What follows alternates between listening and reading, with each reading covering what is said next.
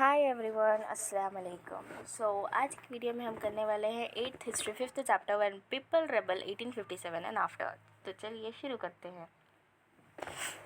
Policies and the people, important deep points in Roman Urdu. East India companies की policies का असर। East India companies की policies ने अलग अलग लोगों को तरीके से इफ़ेक्ट किया।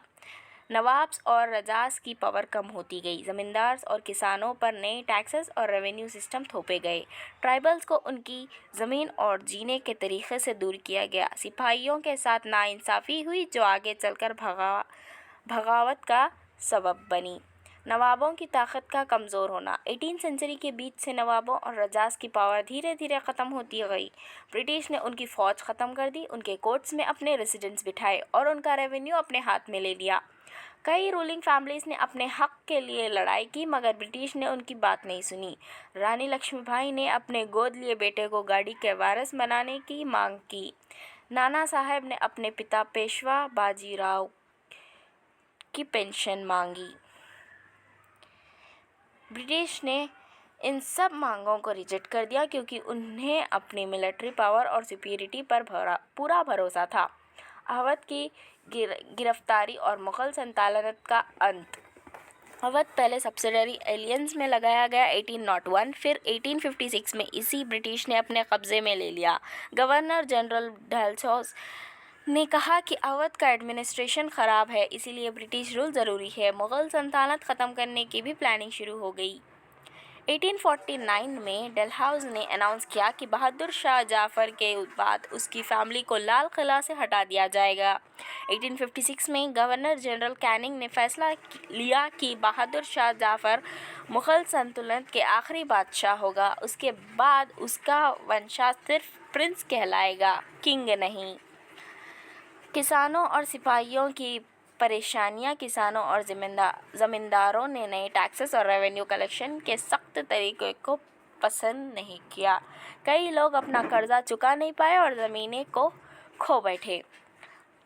ब्रिटिश आर्मी में भारतीय सिपाही भी नाराज़ थे। उनकी सैलरी अलाउंसेस और सर्विस कंडीशंस ख़राब हो गई थी। नए कानून उनके धार्मिक विश्वास के ख़िलाफ़ थे। बहुत लोग मानते थे कि अगर वो समुंदर पार गए तो उनका धर्म चला जाएगा। 1824 में जब सिपाहियों को बर्मा समुंदर के रास्ते भेजने का हुक्म दिया गया तो उन्होंने मना कर दिया। 1856 में एक नया लॉ बनाया गया जिसमें नए सिपाहियों को विदेश में लड़ने के लिए तैयार रहने की शर्त रख दी गई। सिपाही और किसानों का आपस का रिश्ता। कई सिपाही खुद भी किसान फैमिली से आते थे। गांव में जो परेशानियां हो रही थी उसका असर सिपाहियों पर भी पड़ा। इसी वजह से सिपाहियों की नाराज़गी धीरे धीरे एक बड़ी बगावत के रूप लेने लगी। Responses to reform, important deep points in Roman Urdu. British reforms और इंडियन सोसाइटी का रिएक्शन। ब्रिटिश का मानना था कि इंडियन सोसाइटी के रिफॉर्म्स करना ज़रूरी है। इस वजह से नए कानून बने गए। सती प्रथा को रोकने का कानून बनाया गया। विधवाओं की दोबारा शादी को प्रमोट किया गया। इंग्लिश लैंग्वेज एजुकेशन को एक्टिवली प्रमोट किया गया। 1830 के बाद ब्रिटिश कंपनी ने क्रिश्चियन मिशनरीज को अपनी ज़मीन और प्रॉपर्टी रखने की परमिशन दी। 1850 में एक नया कानून पास किया गया जो क्रिश्चियनिटी में कन्वर्जन को आसान बनाता था।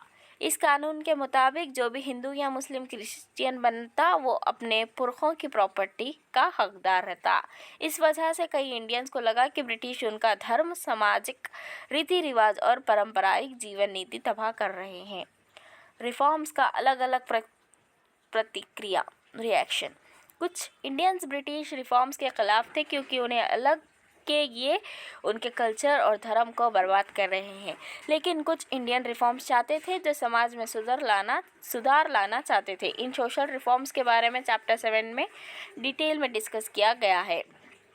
We are discussing chapter 5 in this video.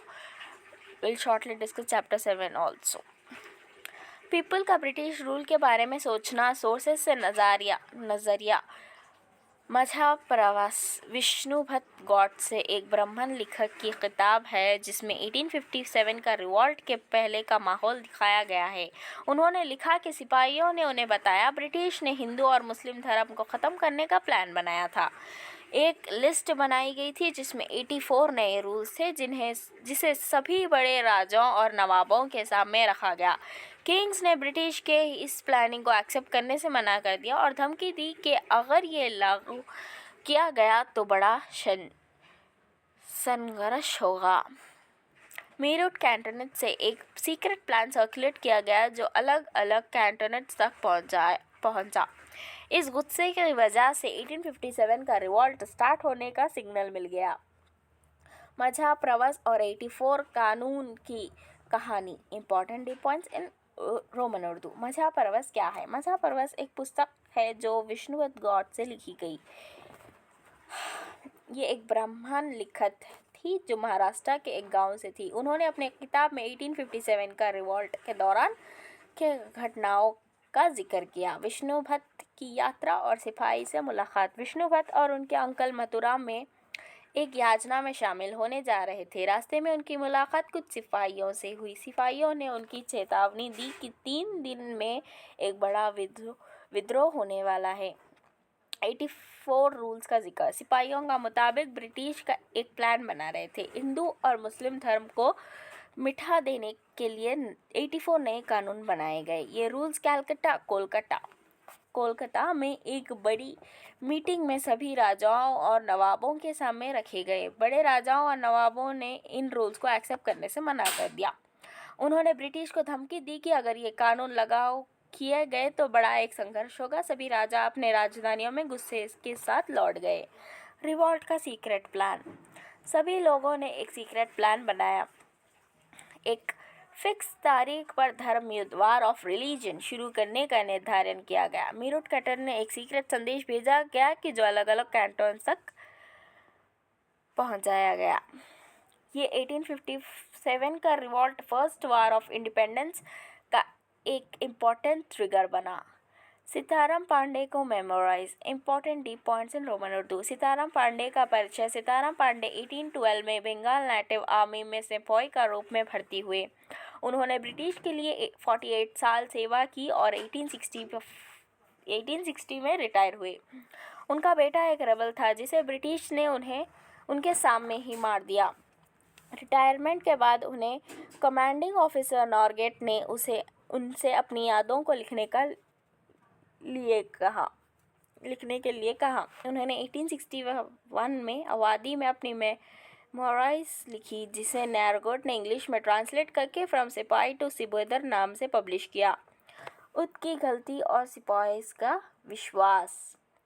Sitaram Pande का मुताबिक उद का कब्जा लेने से सिपाहियों के दिमाग में मुस्तबक भर गया। इस सिपाहियों ने ब्रिटिश गवर्नमेंट के खिलाफ साजिश करने की सोची। नवाब ऑफ उद और किंग ऑफ दिल्ली के एजेंट्स पूरे भारत में घूमे आर्मी के मनोभावना को समझने के लिए। सिपाही और ब्रिटिश के खिलाफ प्रभाव। एजेंट्स ने सिपाहियों के जज्बात पर असर डाला और उन्होंने बताया कि फॉरेनर्स ने अपने राजा के साथ धोखा किया है। उन्होंने सिपाहियों को मिठाने करने और अपने मास्टर इंग्लिश के खिलाफ उत्पन्न होने के लिए भड़काया। उन्होंने बहुत से झूठ और वादे किए ताकि सिपाहियों को प्रेरित किया जा सके कि वो साथ मिलकर दिल्ली के एम्पायर को वापस ला सकते। आकाशरण और एकता की बातें। सीताराम पांडे का ये विश्वास था कि अगर सिपाही मिलकर काम करें तो वो इस मुद्दे को सफल कर सकते। इस वक्त सिपाहियों के बीच एकता का भाव उधर उधर था जो उन्हें एक साथ लाया। सीताराम पांडे की यादों से प्रमुख मुद्दे रोमन उर्दू में। नई रिफल और कैडरेज का मसला। सरकार ने नए रिफल का इस्तेमाल के लिए हर रेजिमेंट से लोगों को अलग अलग रेजिमेंट्स में भेजा। इन लोगों ने नए ड्रिल की ट्रेनिंग दी और कुछ समय बाद ये रिपोर्ट आई कि नए रिफल्स को ग्रेजुएट्स गए और सौर की चर्बी से ग्रीस किया गया है। इस खबर ने हर रेजिमेंट में तेजी से चर्चा शुरू कर दी। सिपाहियों का विश्वास और चिंता। कुछ लोगों ने यह भी याद दिलाया कि पिछले 40 सालों में सरकार ने कभी उनके धर्म को अनप्रतिष्ठित नहीं किया था, लेकिन ऊद के कब्जे के कारण सिपाहियों के जहन में गुस्सा था। कुछ लोगों ने बताया कि इंग्लिश का मकसद उन्हें सबको क्रिश्चियन बनाना है, इसलिए इन कैडरेज को इंट्रोड्यूस किया गया, लेकिन क्योंकि मोहम्मदियंस और हिंदूज दोनों ही इन्हें इस्तेमाल करने से पवित्र नहीं रहेंगे। कॉलोनियल का विचार। कॉलोनियल साहब का कहना था कि ये उदासी जो उन्हें खुद देख के गुजर जाएगी जैसे पहले हो चुकी है। उन्होंने सीताराम पांडे को घर जाने की सलाह दी। A mutiny becomes a popular rebellion important points in Roman Urdu. मुखालफत का ऐलान। 1857 में ब्रिटिश ईस्ट इंडिया कंपनी के खिलाफ एक बड़ी भारी कश्मीर आगाज हुआ जो कंपनी की मौजूदगी में खतरे में डाल दिया। मंगल पांडे का इकबाल। 8 अप्रैल 1857 को मंगल पांडे को सजा दी गई जब उनसे अपने अफसरों पर हमला किया। इसके बाद मीरठ के सिपाहियों ने नई गोली के खिलाफ भागी होने का फैसला किया। गोली का मसला। सिपाहियों की गोली में मालूमात मिली कि ये गोली गाय और सूअर की चर्बी से ग्रीस की गई थी जो उनके मजहबी जज्बात के खिलाफ थी। मीरठ से दिल्ली तक। 10 मई 1857 को सिपाहियों ने जेल से अपने हमसफर को छुड़ाया और ब्रिटिश ऑफिसर को कत्ल किया और ब्रिटिश मालो दौलत पर हमला किया। बहादुर शाह जाफर का इकरार। सिपाहियों ने बहादुर शाह जाफर को अपने लीडर माना और रेड फोर्ट के चारों तरफ इकट्ठा हुए उन्हें मुलाकात की दरख्वास्त की। जंग का आगाज। 3 जुलाई 1857 को बरेली से आए 3000 भाइयों ने दिल्ली में हमला किया और ब्रिटिश कैवेलरी पोस्ट पर अटैक किया। ये जंग रात भर चली। म्यूटिनी का फैलाव। भाइयों ने अलग अलग हिस्सों से इकट्ठा होकर ब्रिटिश हुकूमत के खिलाफ एक साथ खड़े होने का जज्बा दिखाया। हुकूमत की बेहद ये भागी खशमख सिर्फ एक फौज का नहीं बल्कि आम लोगों का भी हिस्सा बन गई जो कि ब्रिटिश हुकूमत के खिलाफ उठ गए। बहादुर शाह जाफर का इकबाल। उम्र दराज बहादुर शाह ने सिपाहियों की दरख्वास्त को कबूल करते हुए मुल्क के तमाम सरदार और राजाओं को खत लिखे ताकि वो एक इंडियन स्टेट्स की कॉन्फेडरेसी बना सके ब्रिटिश के खिलाफ लड़ें। मुग़ल नस्ल का असर। मुग़ल सल्तनत का बहुत बुरा हिस्सा इंडिया पर था और छोटे राजा और सरदार की सल्तनत के ज़रिए अपने इखालों पर हुकूमत करते थे। ब्रिटिश हुकूमत से खौफज़दा इन राजाओं को लगा कि अगर मुग़ल एम्पायर दोबारा से हुकूमत करेगा तो वो अपने इखाओं पर हुकूमत कर सकेंगे।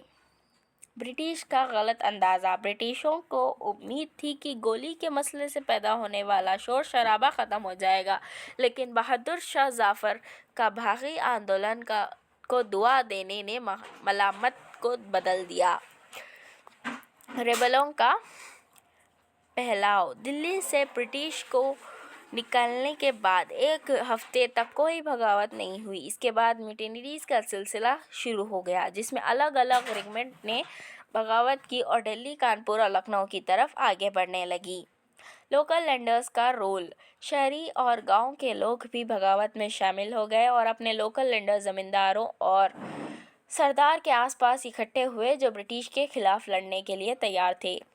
नाना साहब का ऐलान। नाना साहब जो पेशवा बाजीराव का गोद लिया हुआ बेटा ने कानपुर में फ़ौज इकट्ठा की और ब्रिटिश गरीसाओं को शहर से निकाल दिया और अपने आप को पेशवा डिक्लेयर किया। लखनऊ में कब्ज़ा। लखनऊ में नवाब वाजिद अली शाह को बेटा बिरजिस खादर को नया नवाब डिक्लेयर किया गया जो कि बहादुर शाह जाफ़र की हुकूमत का तस्लीम करता था। उनकी माँ बेगम हज़रत महल ने ब्रिटिश के खिलाफ बगावत को तंजीम करने में हिस्सा लिया।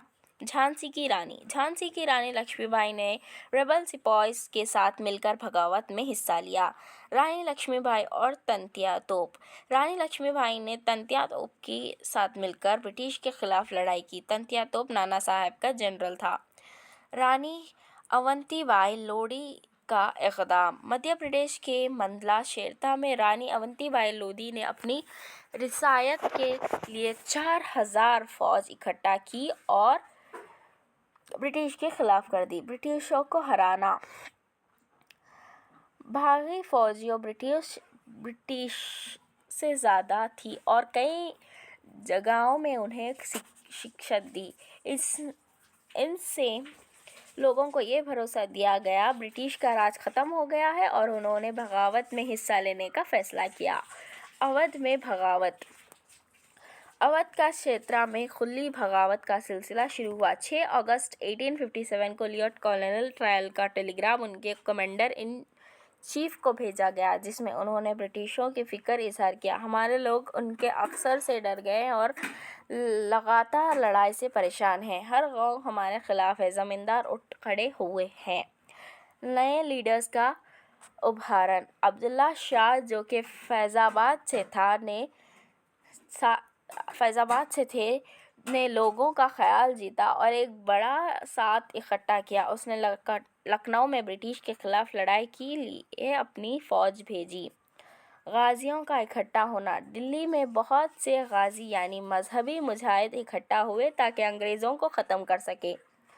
भक्त खान की लीडरशिप। भक्त खान, जो के बरेली से था, ने दिल्ली में लड़ाई की एक बड़ी फौज का हुक्म उठाया और बगावत के एक अहम फौजी लीडर बने। कुंवर सिंह का जंग। बिहार के एक पुराने जमींदार कुंवर सिंह ने रेबल सिपाहीज के साथ मिलकर ब्रिटिश के खिलाफ काफ़ी महीने तक जंग की। देश भर से लीडर्स का शामिल होना। देश के कोने कोने से लीडर्स और फाइटर्स इस लड़ाई में शामिल हुए। The company fight backs. Important points. Company का जवाब। कंपनी ने बगावत के पैमाने से परेशान होकर इसे दबाने का फैसला किया। उन्होंने इंग्लैंड से नई फौज भेजी और नए कानून बनाए ताकि भागी लोगों को आसानी से सजा दी जाए। दिल्ली का दोबारा कब्जा। सितंबर 1857 में दिल्ली को भागी फौज से दोबारा कब्जा किया गया। आखिरी मुगल बादशाह बहादुर शाह जफ़र को कोर्ट में ट्रायल के लिए पेश किया गया और ज़िंदगी की सज़ा सुनाई गई।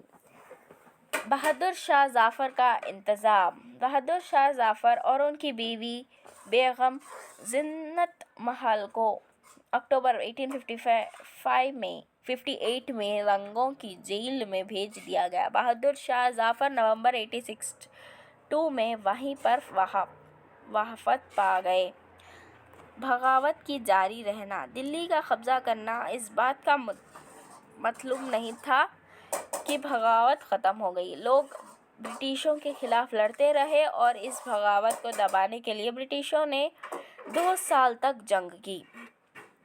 लखनऊ का कब्जा। मार्च 1858 में लखनऊ को भी ब्रिटिशों ने कब्जा कर लिया। रानी लक्ष्मीबाई को जून 1858 में शिकावत हुई और उनकी मौत हो गई। रानी अवंतीबाई ने भी पहले जीत हासिल की, लेकिन जब उन्हें घर लिया गया, उन्होंने अपनी मौत को गालिब किया। तंतिया तोप की गोजरी जंग। तांतिया तोप सेंट्रल इंडिया के जंगलों में छुप गए और कई काबिल और किसान लीडर्स के साथ मिलकर गोजरी जंग जारी रखी। उन्होंने अप्रैल 1859 में गिरफ्तार किया गया और फिर से ट्रायल के बाद कत्ल कर दिया गया।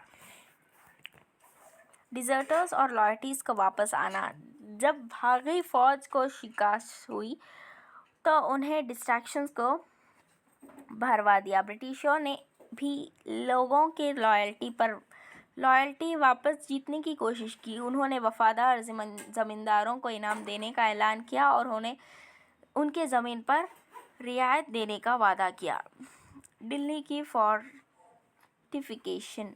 ब्रिटिश फोर्सेस को दिल्ली की मजबूत फोर्टिफिकेशन तोड़ने में मुश्किल था सामना करना पड़ा। 3 सितंबर 1856 को 7 मील लंबी सिगाई ट्रेन, जो कि हाथियों और अम्युनिशन से भरी हुई थी और हाथी के जरिए खींची गई थी। Aftermath. Important points in Roman Urdu. British को दोबारा कब्जा। ब्रिटिशों ने 1859 के आखिर तक मुल्क पर अपना कब्जा वापस हासिल कर लिया, लेकिन उन्होंने पुरानी पॉलिसीज़ का जारी राज नहीं कर सकते थे। 1858 का नया एक्ट। ब्रिटिश पार्लियामेंट ने 1858 में एक नया एक्ट पास किया जिसमें ईस्ट इंडिया कंपनी की ताकत ब्रिटिश क्राउन को ट्रांसफ़र कर दी गई।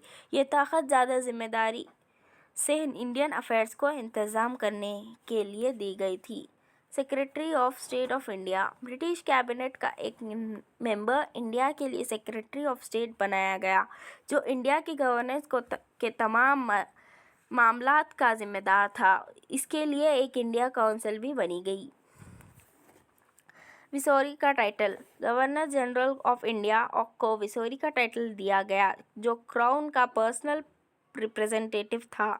इस तरह ब्रिटिश गवर्नमेंट ने अपने इंडिया पर सीधा राज करने की जिम्मेदारी कबूल की। इंडियन रूलर्स की तक़यीद। मुल्क के सारे रूलिंग चीफ्स को ये तसल्ली दी गई कि उनकी टेरिटरी कभी भी एनेक्स नहीं की जाएगी। उन्हें अपने रियासतों को अपने हेड्स के बेचने की इजाज़त दी गई, लेकिन उन्हें ब्रिटिश क्वीन को अपना सोवर्जिन पार्लियामेंट मजबूर करना पड़ा। फौजी स्ट्रक्चर।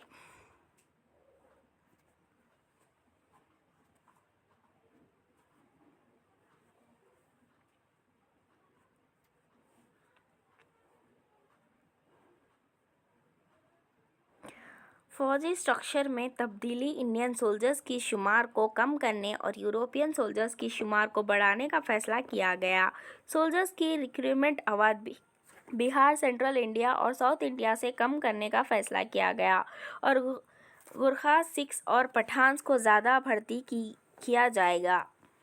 मुसलमानों की प्रॉपर्टी का कब्जा। मुसलमानों की ज़मीन और प्रॉपर्टी का बड़ा पैमाने पर कब्जा किया। उन्होंने शक और दुश्मनी के साथ देखा गया, क्योंकि ब्रिटिशों को लगता था कि वो बगावत के लिए ज़्यादा जिम्मेदार थे। समाजी और मजहबी रिवाज का इज्जत। ब्रिटिशों ने भारत के लोगों के रिवाज और मजहबी प्रैक्टिसेस के इज्जत करने का फैसला किया। ज़मींदारों की हिफाजत पॉलिसीज़ बनाई गई ताकि लैंडलॉर्ड्स और ज़मींदार्स की ज़मीन पर हकूक़ की हिफाजत की जा सके।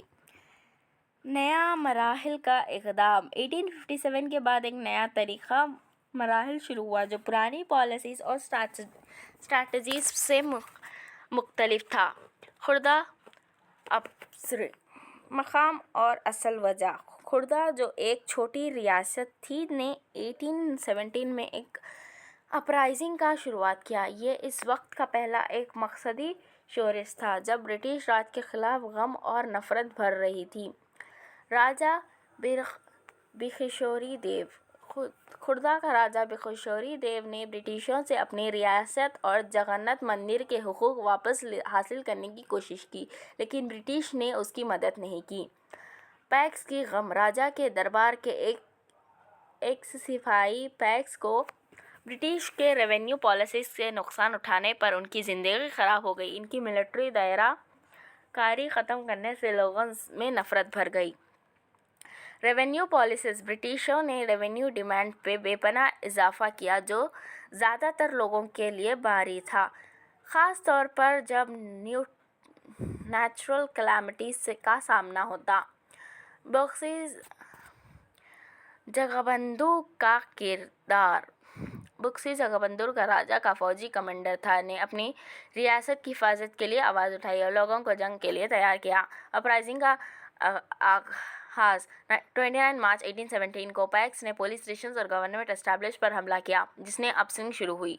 सपोर्ट और कुछ लहसन। अपस्विंग में ज़मींदार को और राइट्स ने भी हिस्सा लिया। इसने नो रेंट कैंपेन शुरू किया, जहां लोगों ने रेंट देने से इनकार किया। ब्रिटिशों का जवाब। ब्रिटिशों ने मार्शल लॉ लगाया और राजा को गिरफ्तार कर दिया। उन्होंने बख्शी जगबंधु और उनकी साथियों को गिरफ्तार करने के लिए इनाम भी अनाउंस किया। अपराइजिंग की खामी। 1817 तक अपराइजिंग अक्सर ख़त्म हो गई, लेकिन बख्शी जगबंधु ने कुछ सालों तक मुखफ़लत जारी रखी। ब्रिटिशों ने नई पॉलिसीज़। अपराइजिंग में बाद ब्रिटिशों ने लेंसिंग और पॉलिसीज़ अपनाई। उन्होंने सॉल्ट की कीमत घटाई और रेवेन्यू ऑफिशियल्स की करप्ट प्रैक्टिसेस के ख़िलाफ़ करवाई। धमका की सबक। खुर्दा अपराइजिंग ने एडमिनिस्ट्रेशन के लिए सबक दिया। उनको लोकल लोगों का हुकूक का ख्याल रखना होगा। टैपने रेबेलियन का आगाज़। ये बगावत 1850 में शुरू हुई और मिड 1860s तक चली। इस दौरान भारत में भी 1857 का शोषण चल रहा था। होंग सिकोका का किरदार। होंग सिकोका, जो क्रिश्चियनिटी का मंजूर किया हुआ था, के अपराइजिंग का लीडर था। उसने ट्रेडिशनल चाइनीज़ रिलीजन जैसे कन्फ्यूशन और हुर्दूस के ख़िलाफ़ आवाज़ उठाई। Heavenly Kingdoms of Great Peace. Taiping ने इनकलाबी लोगों का मकसद था कि वो एक ऐसा मुल्क बनाए जहाँ क्रिश्चियनिटी का अमल हो, जहाँ किसी और माल और दौलत ना हो और ना ही समाजी दराजबंदी हो। इक्वालिटी और प्रोहिबिशन। टाइपिंग के रेबल्स का ये भी मकसद था कि औरतों और मर्दों के दरमियान कोई फ़र्क ना हो और ऐसे तमाम एक्टिविटीज़ जैसे ओपियम, टबैको, शराब, गैम्बलिंग और प्रोस्टिट्यूशन को माना किया जाए। किंग डेस्टिनी की मदद। ब्रिटिश और फ्रेंच आर्म्ड फोर्सेस ने किया डेस्टिनी के एम्पायर को मदद की तरीके टाइपिंग रेबेलियन का दबाया जा सके। मसावत का हिफाजत। टाइपिंग रेबेलियन ने समाजी मसावत और इकनॉमिक रिफॉर्म्स की कोशिश की कि उन दिनों के चाइना में नई इत्तेहादियत की दबाव और असर। इस रिवॉल्ट के दबाने के लिए बहुत सी तलाशियाँ की गई और इनके असरात ने चाइना की हिस्ट्री पर गहरा असर डाला, जिन्हें बाद में नया इनकलाब और समाजी तब्दीलियों का रास्ता खोला। Sites of residency. जून 1857 का वाक़या। इस महीने में भारतीय फोर्सेस ने रेसिडेंसी का घेराव शुरू किया, जहां एक बहुत बड़ा नंबर ब्रिटिश औरतों, मर्दों और बच्चों ने शेल्टर लिया हुआ था। घेराव। भारतीय फोर्सेस ने कंपाउंड का घेर लिया और बिल्डिंग पर शेल्स से हमला किया। ये घेराव और बॉम्बरमेंट काफ़ी वक्त तक चला। हेनरी लॉरेंस का इंतकाल।